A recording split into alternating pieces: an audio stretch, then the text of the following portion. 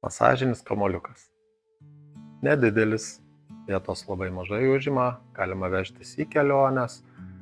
Namuose, kur netrukdo, visada po ranka gali būti padėtas ir su juo galima padaryti labai daug įdomių dalykų, kurie padeda mūsų kūnui gyventi lengviau.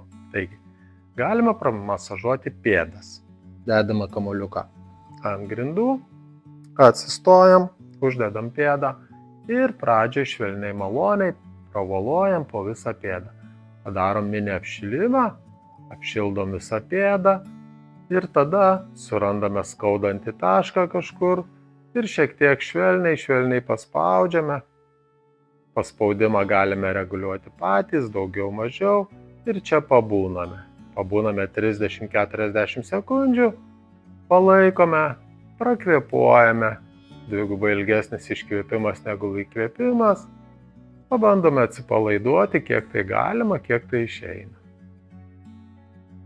Palaikėm, vėl šiek tiek pavolojam, surandam kitą vietą. Vėl lygiai tas pats, paspaudžiam, palaikom, pastebim savo kvėpavimą, kaip mes kvėpuojam, ar labiau į krūtinę, ar į pilvą ir tuo pačiu atpalaiduojam susikaupusią įtampą pėdas. Ir taip padarom vieną pėdą, padarom kitą pėdą.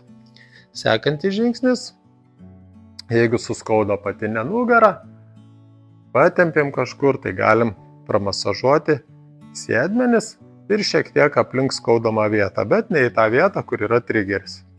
Tai einame prie sienos, todėl kad būtų galima lengvai reguliuoti prispaudimo jėgą ir atsistojam, dedam kamuoliuką ir iš lėto švelniai, maloniai pramasažuojam aukštyn, žemyn, prasukam ratais vieną sėdmenį ir tada kitą sėdmenį. Jei išmasažavus prie sienos jaučiame, kad nebeveikia, nebeskauda ir nėra jokios įtampos, galime pakeisti ir pasidaryti savo kitokią padėtį. Tai sėdam ant grindų, dedam kamuoliuką po sėdmenim, remiamės rankom ir kojam ir čia vėl pagilinam, tada einam visų svorių ir tada bus intensyviau. Bus visas tempimas intensyvesnis. Jeigu ir šitas neveikia, nebetempia, galime vieną koją uždėti savo čiurną ant kelio, sulenkti koją ir tada pagilinti dar padėtį, dar padaryti intensyviau, kad raumuo dar giliau atsipalaiduotų.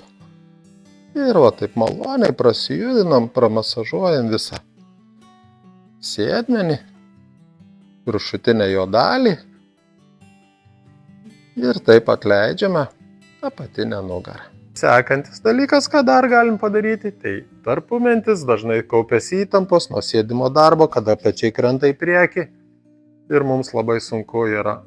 Tai mes vėlgi imam kamuoliuką, atsistojam, dedam savo už nugaros į tarpumentį ir šalia stuburo nespaudžiam į sąnarį, nespaudžiam į kaulą, spaudžiame tik tai į raumenį.